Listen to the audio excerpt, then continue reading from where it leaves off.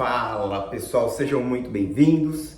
Esse é meu coração saudável. Quero conversar com vocês hoje sobre placas de aterosclerose, placas de gordura, porque é importante diagnosticar. Antes de qualquer coisa, eu quero conversar com vocês e dizer que o melhor lugar para a gente conversar é lá no Instagram, @BrunoColontoni, tá certo? Vai ficar aqui na descrição do vídeo. Outra coisa, nosso programa de mudança de estilo de vida e de reabilitação cardiovascular, @Rio de cura em inglês, pro.life. Também está aqui na descrição do vídeo para a gente poder conversar. Também quero agradecer a vocês. Hoje é dia 6 de junho de 2024 e ontem, dia 5 de junho, um dia muito especial, porque eu bati 10 milhões de views aqui no YouTube. Obrigado, viu, galera? Obrigado. 8 anos de trabalho regular, ali toda semana quase, ou com uma frequência bastante razoável. 8 anos de trabalho e a gente está aqui recebendo o reconhecimento de todos vocês. Então, muito obrigado. E para você me ajudar, clica aqui no inscrever-se, você vai ajudar demais a gente. Clica no joinha e compartilhar em grupos de WhatsApp. Beleza, pessoal?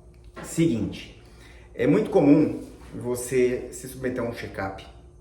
E aí, a gente tem dois jeitos de falar para o paciente ou do paciente interpretar um problema quando ele descobre que tem uma placa de aterosclerose, que é uma placa de gordura. Onde que num check-up a gente costuma rastrear placa de gordura, entre aspas, que a gente chama de aterosclerose? No Doppler de carótidas, no ultrassom de abdômen, que é onde você vê melhor. Porque o ultrassom, ele é um exame bem custo-efetivo, né? Não toma radiação, você consegue fazer em ambientes superficiais, e aqui nas carótidas, que são as artérias do pescoço, é bem fácil de ver, você passa bem superficial. E no ultrassom de abdômen, ele consegue ver a aorta e as artérias ilíacas. Fica bem fácil da gente conseguir enxergar, avaliar, enfim, e poder dar conduta em cima disso. E aí vem a questão, alguns falam, tem uma plaquinha e não faz nada, e outros falam, putz, tem uma placa de aterosclerose, meu Deus do céu, e agora o que eu faço? Vou morrer. E não é nem uma coisa e nem outra. Quando a gente está falando de pesquisa de placa de aterosclerose, a gente está falando de gerenciamento de risco, estratificação de risco cardiovascular.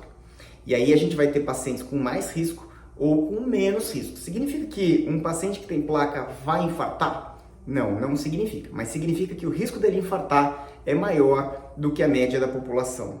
E por isso você tem algumas condutas que são mais importantes. Então, a primeira delas, controlar os fatores de risco para inflamação. Controlar a circunferência abdominal, peso, alimentação, atividade física, estresse. E do ponto de vista clínico, você tem que controlar mais rigorosamente. Então, as metas de colesterol desse paciente já não são iguais se ele não tivesse placa ou da população geral. Tem que ficar mais de olho na hipertensão, tem que ficar mais de olho no rim, tem que ficar mais de olho na glicose, tem que ficar mais de olho na função hepática desse paciente. Em última análise, o que está acontecendo com ele é estresse oxidativo. E apesar de a gente não ter uma linha de evidência prospectiva tão clara na literatura mais formal, de uma associação tão direta, a gente sabe que inflamação crônica de baixo grau e esse quadro inflamatório, eles aumentam o risco cardiovascular e aumentam também o risco de demência e o risco de AVC e de câncer. Então a gente precisa ficar mais de olho nesse perfil de paciente.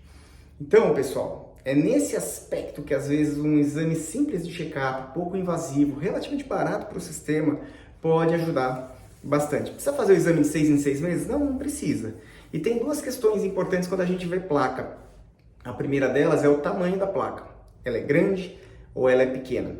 E o outro lado é a gente falar que o fato da placa existir, sim ou não. Então, a placa existe? Sim. Risco cardiovascular mais alto. Ela é grande? Não.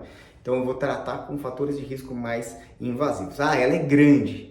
Então, se ela é uma placa grande, aí eu tenho que fazer outras análises mais detalhadas para saber se essa estenose, que é como a gente chama esse entupimento da placa, se ela é uma coisa que justifica ou que ela obstrui de maneira significativa o fluxo de sangue para uma determinada região do corpo. Então é mais ou menos assim que a gente constrói a lógica, para ajudar os nossos pacientes, para dar suporte e a gente ir tocando o barco de uma maneira a fazer uma prevenção bem feita. Beleza, pessoal? Obrigado pela atenção de vocês. Continuem ligados no Meu Coração Saudável. Em breve mais novidades. Daqui a pouco mais uma temporada da Conversa com o Doc. E a gente vai avançando. Um forte abraço para vocês.